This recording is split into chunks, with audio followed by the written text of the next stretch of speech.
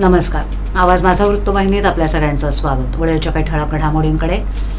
भव्य मिरवणुकीत शिवसेनेच्या पदाधिकाऱ्यांनी उपस्थित राहण्याचं आवाहन, अनधिकृत बांधकाम प्रकरणी अधिकाऱ्यांना वाचवण्याचा प्रयत्न आणि विधानसभा निवडणुकीसाठी उमेदवारांनी केले नामनिर्देशन दाखल.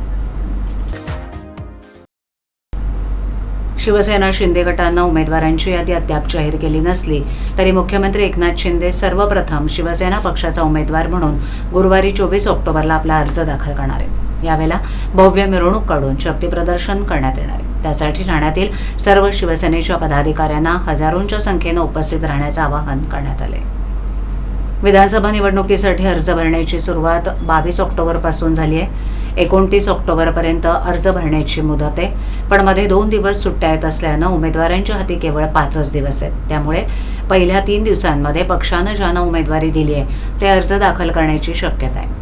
महायुतीच्या भाजपा, मनसे आणि राष्ट्रवादी अजित पवार गटानं ठाणे जिल्ह्यातील आपल्या उमेदवारांची पहिली यादी जाहीर केली आहे. पण शिवसेना शिंदे गटाची यादी जाहीर झाली नसली तरी पक्षाचे प्रमुख नेते मुख्यमंत्री एकनाथ शिंदे हे आपला उमेदवारी अर्ज गुरुवारी 24 ऑक्टोबरला दाखल करणार आहेत. टेंबिनाका येथील शक्तीस्थळाला नमन केल्यानंतर मुख्यमंत्री एकनाथ शिंदे कोपरी येथील परबवाडी शाखेत पोहोचतील. सकाळी 10 वाजता परबवाडी ते ITI सेंटरपर्यंत भव्य मिरवणूक काढत यावेळेला शक्ती प्रदर्शन केलं जाणार आहे. या मिरवणुकीमध्ये फटाक्यांची आतषबाजी होणार आहे, तसंच विविध वाद्यवृंदांचं पथकही असणार आहे. हे शक्ती प्रदर्शन यशस्वी करण्यासाठी शिवसेना शिंदे गटाची बैठक झाली.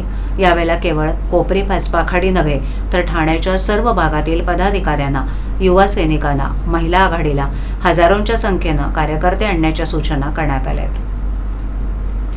ठाणे महापालिका हद्दीत सुरू असलेल्या अनधिकृत बांधकामांना पालिकेचे संबंधित अधिकारी अभय देत नागरी सुविधा पुरवत असल्यानं शहरातील नागरी सुविधांवर ताण वाढत असल्यानं अनेक सामाजिक संघटनांसह नगरसेवकांनी आवाज उठवला होता.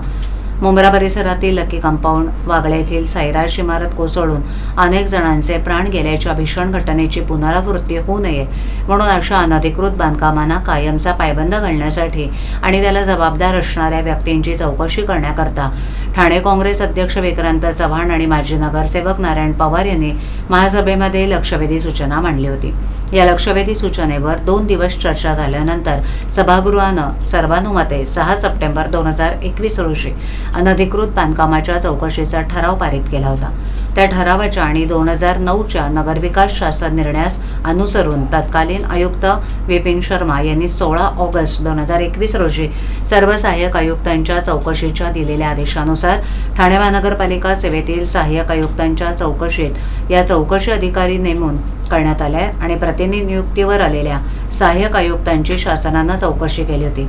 12 पैकी 11 सहाय्यक आयुक्तांना चौकशी अधिकाऱ्यांना दोषारोपातून मुक्त केले आणि एका सहाय्यक आयुक्ताची चौकशी प्रलंबित आहे. या प्रकरणी ठाणे काँग्रेस अध्यक्ष विक्रांत चव्हाण यांनी ठाणे काँग्रेस प्रवक्ते राहुल पिंगळे, हिंदूराव गळवे यांच्यासह पत्रकार परिषद घेत अनधिकृत बांधकाम करणारे पालिकेच्या सेवेतील आणि प्रतिनियुक्तीवर आलेले अधिकारी जर निर्दोष असतील तर अनधिकृत बांधकामं करणारे आणि त्यास जबाबदार असणारे कोण, तसंच या प्रकरणी कुठलीही ठोस कार्यवाही न झाल्यानं सहाय्यक आयुक्तांची चौकशी सुरू असतानाच दुसरीकडे या कालावधीत शहरात मोठ्या प्रमाणावर अनधिकृत बांधकामं उभी राहिली आहेत. त्यामुळे संबंधित अधिकाऱ्यांना कुणाच्या दबावाखाली क्लीन चिट देण्यात आली. तसंच आयुक्तांनी हा बोगस चौकशी अहवाल स्वीकारू नये, या प्रकरणाची पुन्हा नव्यानं चौकशी करण्यात यावी अशी मागणी विक्रांत चव्हाण यांनी आयुक्तांना पत्राद्वारे केली आहे. ठाणे विधानसभा निवडणूक 2024साठी आजपासून नामनिर्देशन अर्जांचं वाटप करण्यास सुरुवात झाली आहे. 18 विधानसभा मतदारसंघातून एकूण 324 नामनिर्देशन पत्राचं वाटप उमेदवारांना करण्यात आलंय, तर 3 उमेदवारांनी नामनिर्देशन अर्ज दाखल केलेत.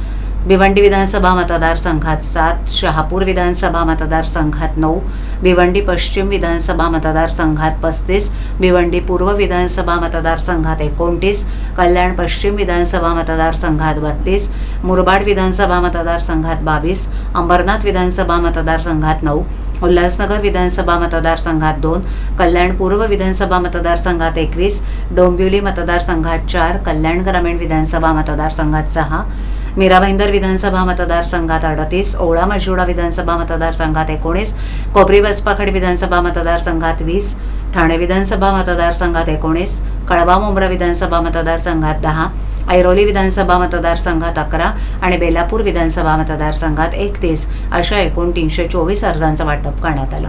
कल्याण पूर्व विधानसभा मतदारसंघातून अपक्ष उमेदवार प्रफुल्ल नानोटे यांनी उमेदवारी अर्ज निवडणूक निर्णय अधिकारी रमेश मिसाळ यांच्याकडे सादर केला.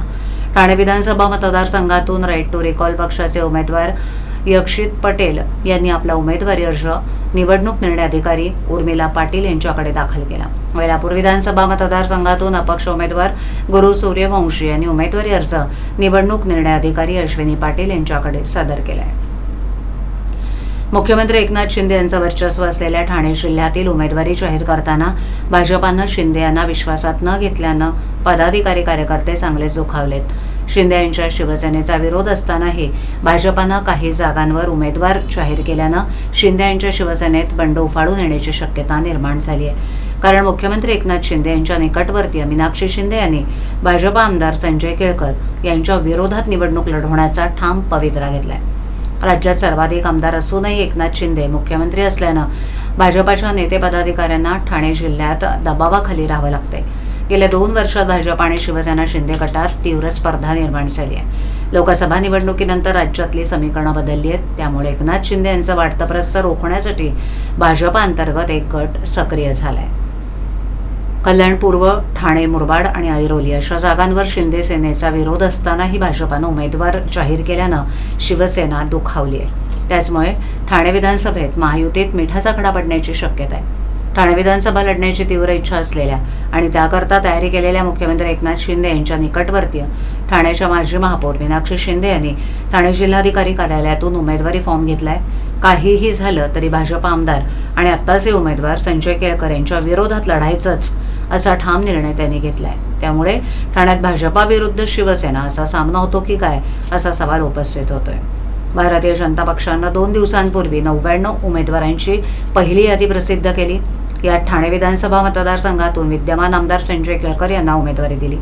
त्यांच्या उमेदवारीला शिंदे शिवसेनेतून कमालीचा विरोध आहे. ठाण्याची जागा शिवसेनेला मिळावी अशी पदाधिकाऱ्यांची तीव्र इच्छा होती. केळकर यांची उमेदवारी घोषित झाल्यानंतर स्थानिक सेना पदाधिकाऱ्यांनी मुख्यमंत्री शिंदे यांची भेट घेऊन नाराजी व्यक्त केली. तसंच ठाण्याच्या जागेसाठी आपण भाजपा नेतृत्वाशी चर्चा करावी अशी विनंतीही केली. नोकरीसाठी घराबाहेर पडणाऱ्या महिलांची संख्या वाढल्यानं मागील काही वर्षात तयार दिवाळी फराळाची मागणी वाढली आहे. त्यामुळेच अनेक महिला बचत गट दिवाळीचा तयार फराळ ग्राहकांसाठी उपलब्ध करून देतात. या महिला बचत गटाच्या महिलांना हक्काची बाजारपेठ उपलब्ध व्हावी या हेतूनं आमदार संजय केळकर यांच्या मार्गदर्शनाखाली महिला विकास परिवार आणि पंढरीनाथ पवार आणि स्वाती पंढरीनाथ पवार यांच्या माध्यमातून स्टॉल उपलब्ध करून देण्यात आले. मंगळवारी विष्णुनगर बँक ऑफ महाराष्ट्र समोरील स्टॉलचं उद्घाटन आमदार संजय केळकर यांच्या उपस्थितीत झालं. यावेळेला भाजपाचे ठाणे शहर जिल्हाध्यक्ष नगरसेवक संजय वाघोले, माजी उपमहापौर सुभाष काळे, परिवहन समिती सदस्य विकास पाटील, भाजपा चिटणीस संतोष साळुंखे, सचिन केदारी, उमेश चोणकर इत्यादींसह मान्यवर उपस्थित होते. मागील काही वर्षात चकली, लाडू, करंजा, शंकरपाळ्या, शेव यासारख्या दिवाळी फराळाला मोठी मागणी असून चविष्ट फराळासाठी चांगली किंमत मोजण्यासाठी देखील ग्राहक तयार असतात. त्यामुळे अनेक बचत गटांच्या महिला दिवाळीचा तयार चवदार फराळ ग्राहकांना उपलब्ध करून देण्यासाठी तत्पर असतात. या बचत गटांना हक्काची बाजारपेठ मिळावी यासाठी आमदार संजय केळकर यांच्या मार्गदर्शनाखाली महिला विकास परिवाराच्या माध्यमातून पंढरीनाथ पवार आणि स्वाती पंढरीनाथ पवार यांनी पुढाकार घेतला असून ठाणे शहरात 8 ठिकाणी स्टॉल्स उभारण्यात आलेत. त्यामुळे महिला बचत गटातील सुमारे 250 ते 300 महिलांना रोजगार उपलब्ध झाला असून त्यांच्या दिवाळी फराळाला हक्काची बाजारपेठ मिळाली आहे. त्यामुळे सर्व महिलांनी आमदार केळकर यांच्यासह महिला विकास परिषदेचे पंढरीनाथ पवार यांचे आभार मानलेत. राष्ट्रवादी शरद पवार पक्षाचे सर्वेसर्वा शरद पवार हे डॉक्टर जितेंद्र आव्हाड यांचा उमेदवारी अर्ज भरण्यासाठी मुंबईत येणार आहेत. त्यांच्या उपस्थितीत खारेगाव रेतीबंदर ते कौसा स्टेडियम येथील निवडणूक कार्यालयापर्यंत भव्य मिरवणूक काढण्यात येणार आहे.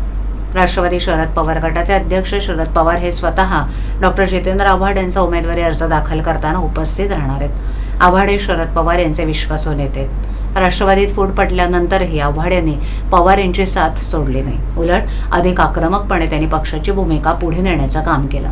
अशा आपल्या कट्टर पठ्ठ्याला आशीर्वाद देण्यासाठी शरद पवार मुंबईत येणार आहेत। सकाळी 10च्या सुमारास कारेगाव रेतीबंदर येथून मिरवणूक काढत कौसा येथील निवडणूक कार्यालयापर्यंत हजारो कार्यकर्ते समर्थकांच्या सोबतीनं उमेदवारी अर्ज भरायला जाणार असल्याची माहिती आमदार डॉक्टर जितेंद्र आव्हाड यांनी दिली।